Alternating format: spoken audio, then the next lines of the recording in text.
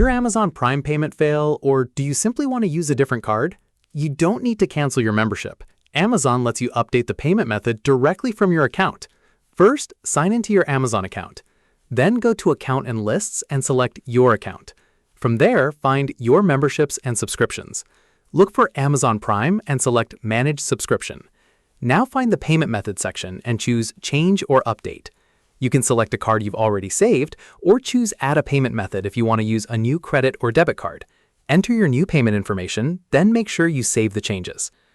One thing I'd recommend is checking that the new card is actually active and has enough available funds before your next Prime renewal. Otherwise, you could run into another failed payment. And if you have multiple cards saved to Amazon, double check that you selected the right one before leaving the page. So, you don't have to cancel Amazon Prime just because you want to change your card.